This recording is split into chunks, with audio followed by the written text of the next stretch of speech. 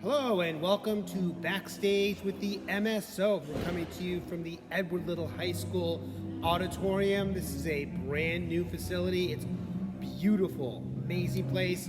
We are rehearsing here tonight. This is the third to last rehearsal for our Ethereal Weaves of Air concerts the weekend of May 17th and 18th.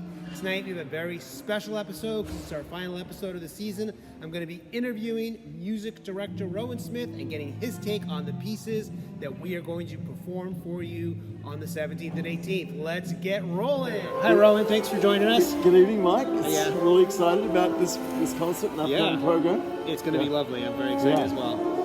So can you talk to me a little bit about what it's like to conduct the MSO these days? Like, what do you enjoy most about it? Conducting the MSO is a total joy for me. It's mainly because this is the most incredibly enthusiastic bunch of musicians who are not only highly skilled, but as is so often the case, I do not want to cast aspersions on my professional orchestra colleagues at all, but the level of enthusiasm here is just so amazing for playing in an orchestra. So it makes every single visit a joy, and I love preparing for rehearsals. It's one of the great joys of my life. Fantastic. Yes. And how have you seen the orchestra grow over the years since you first started with it? Well, it's very interesting. An orchestra grows very, very incrementally. You don't notice immediate growth like over a couple of weeks or months. What you notice is just slow, incremental steps of sort of embracing a new piece that's very challenging, for example, and learning that style.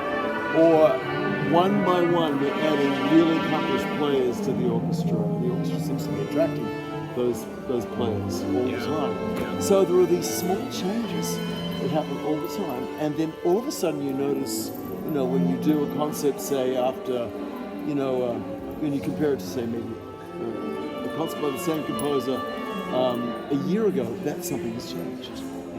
That there's more brilliance in the string sound, or the brass sound more burnished, or we're managing to play with more precision and more ensemble refinement. So those are the kinds of things that you notice over long periods of time.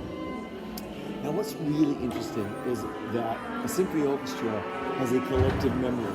Even though the personnel change and people come and go, the orchestra itself seems to retain a certain memory of how things go. It is really, really a strange phenomenon. I think it reminds me maybe of ant colonies. That there's something in I don't want to compare this to ants, but there's something about collective learning that stays in the organism. There's a memory. And so when we come, for example, if we come back to the 7th after having done it 5 or 10 years ago, it's changed, it grows. Yeah. And we're not starting from the same place. It's always growing. Yeah. Very, very interesting. So speaking of Beethoven's 7th, because we're going to revisit the second movement, commemorate John Taylor's legacy. Yes. How do you feel these pieces are developing? How do you feel about the concert so far? I'm feeling wonderful about it. But just a quick word seeing you mentioned John Taylor, and I've got to pick that up. John Taylor, more than anybody else, was responsible for the growth and success of this orchestra. His dedication and passion for the orchestra over 30 years, he was the guy that made it all happen. Yeah. And your position and your job and all the other wonderful staff we've got now are really an outgrowth of the foundations that John laid. Yeah. Okay, but back to your question. I was just asking you about the program. Like, what are you most excited about? So, when we do, it's interesting. Programs are really an outgrowth of our previous programs. So, we hadn't done a Haydn symphony for quite a while. Yeah. It's like, okay, it's time we get back to doing a Haydn symphony. And Haydn is, of course, the so-called father of the symphony, having written 104 of them. Very but prolific. what is so wonderful is the humor and expression and freshness of his writing. He had to write symphonies on demand constantly to serve his patron, Right, to Prince get paid, Esterhazy, yeah. and to keep his musicians employed. what was remarkable was just how there was always a new angle, a new story, a new sense of drama, and there was great depth behind the symphonies. I just love it. So it was long overdue to do that. And then we had never done a Prokofiev symphony. And we've done some Prokofiev, we've done his Romeo and Juliet suite.